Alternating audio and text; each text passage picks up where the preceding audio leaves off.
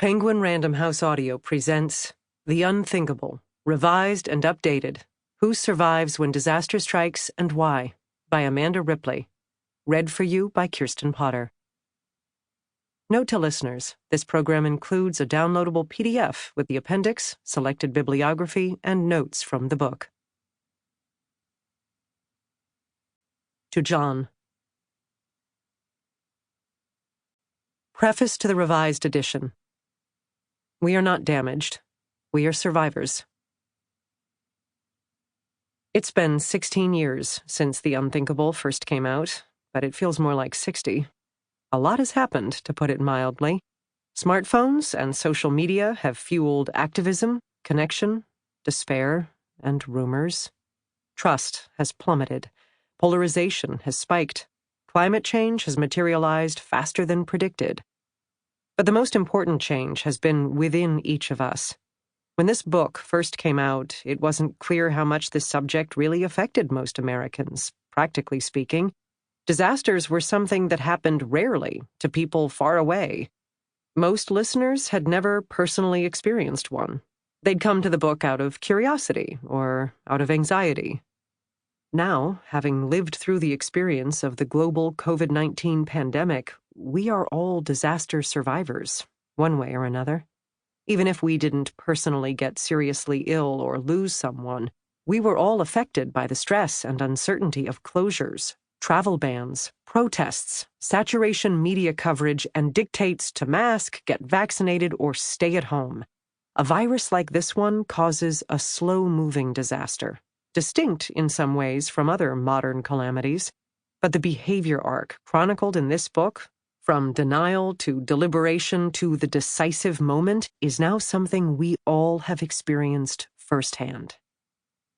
We may never know how many people died directly of COVID-19, since different places had different reporting rules and wildly different amounts of testing.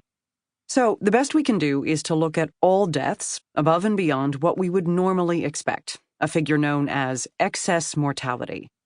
By this measure, an estimated 28 million additional people died worldwide from 2020 to 2023, according to The Economist's excess mortality tracker. Some died directly from COVID-19, and some indirectly, because of overwhelmed hospitals or the strain caused by the isolation and upheaval, among other reasons.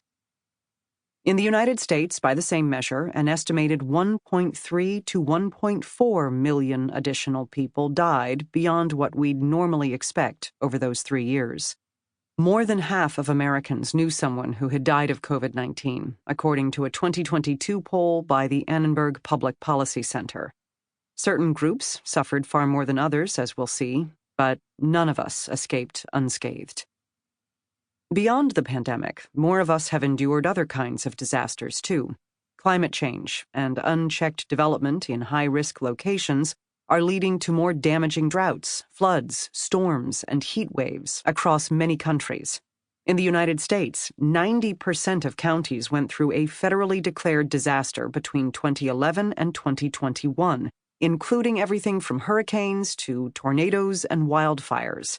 That means 300 million people, or 90% of the population, lived in or very near a disaster zone.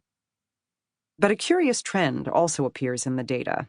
While these kinds of weather and geological disasters have gotten much more expensive and frequent, increasing fivefold over the past 50 years, the number of deaths has dropped by about 2/3. Disasters have gotten less disastrous, in other words, at least from a loss-of-life perspective. How is this possible? It turns out that humans have gotten better at working together to predict disasters and get out of harm's way in the nick of time. This is why disasters have gotten less deadly.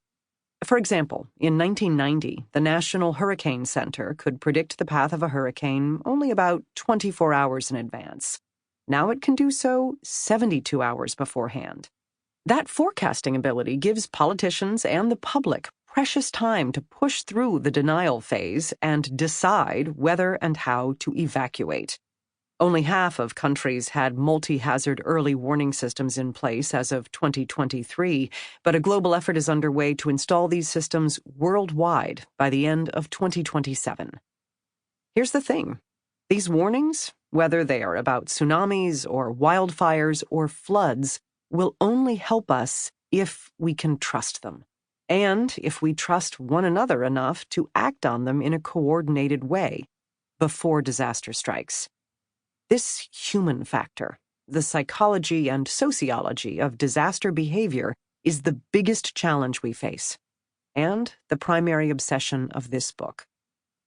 Like every survivor featured in these pages, many of us have now met our disaster personalities.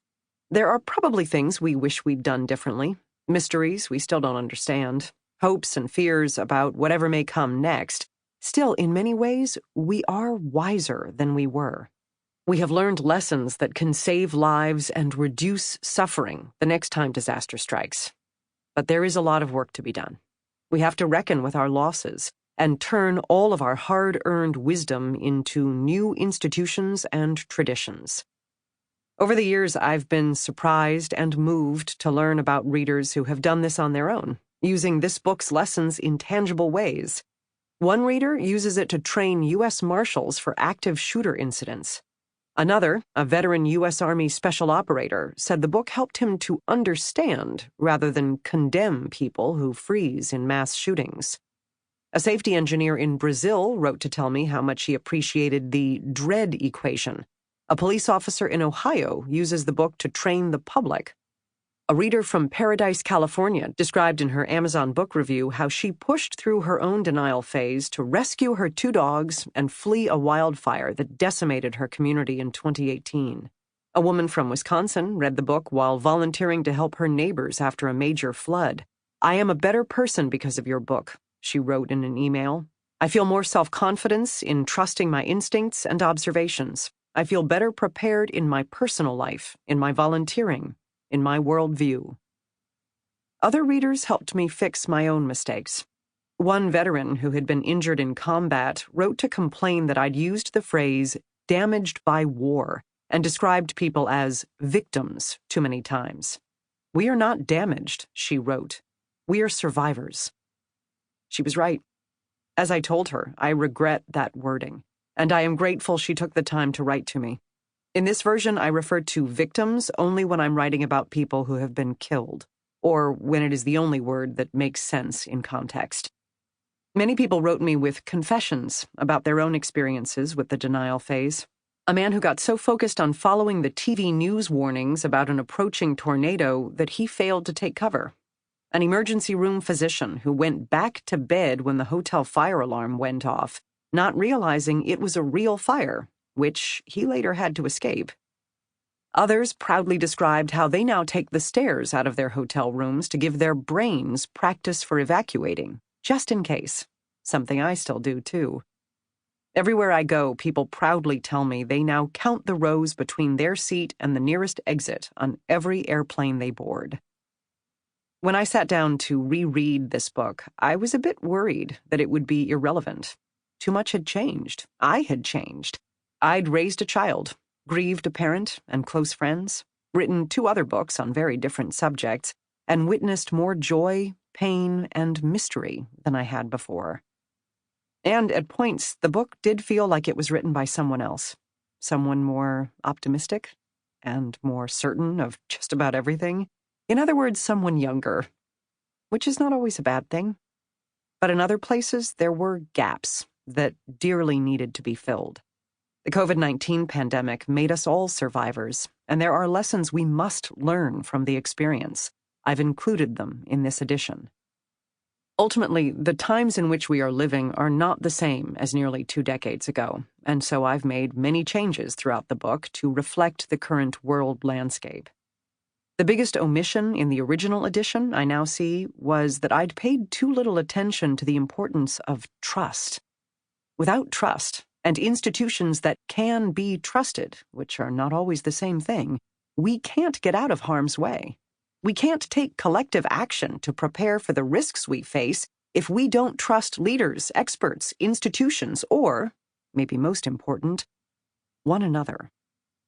We end up reacting to threats in haphazard, disjointed ways, based more on fear than on wisdom.